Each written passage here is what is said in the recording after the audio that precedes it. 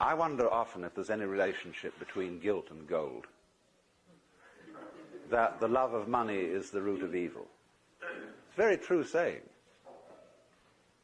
Because you see, I was saying yesterday that the difference between having a job and having a vocation is that a job is some unpleasant work you do in order to make money, with the sole purpose of making money. There are plenty of jobs because there is still a certain amount of dirty work that nobody wants to do, and that therefore they will pay someone to do it. There is essentially less and less of that kind of work because of mechanization. But if you do a job with the sole purpose of making money, you are absurd. Because if money becomes the goal, and it does when you work that way, you begin increasingly to confuse it with happiness or with pleasure. Yes, one can take a whole handful of crisp dollar bills and practically water your mouth over them.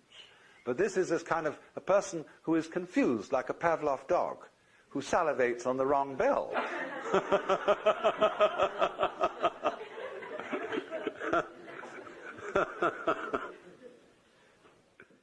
St. Paul said that the laborer is worthy of his hire. I, as a philosopher, mere philosopher, dealing in higher things, always insist that I be paid for my work. And I get the highest fee I can get. And people say, well, you're just out for money. I say, that's none of your business. Because I give most of it away. My own needs being extremely simple. Although I enjoy good food, I don't even own a television set. It's a very simple life, but I've got enough, and enough is as good as a feast. You see, a lot of people don't feel happy unless they have another thing beyond money, which is called status. And status, to a very large extent in our economy, consists in conspicuous consumption. In having this thing and that thing and the other thing, in having a swimming pool, a Ferrari, a certain kind of clothes, and a certain kind of house with an enormous round-style picture window, and so on and so on and so on. And we think we need all that because we've been persuaded by a certain kind of propaganda that that's how we ought to live. Because we haven't asked ourselves whether that was what we really wanted. In other words, we've been propagandized into thinking what we wanted. I remember my daughter, when she was in high school, insisted that she had to have a certain number of cashmere sweaters. In those days, I couldn't afford them. I said, my dear, do you really want these?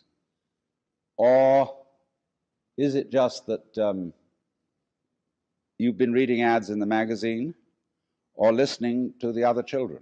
Because you see, schools are places where you send your child to be brought up by other children. And therefore, they get a kind of lowest common denominator of culture. So they all think they've got to have this, they've got to have that. And they don't really want it.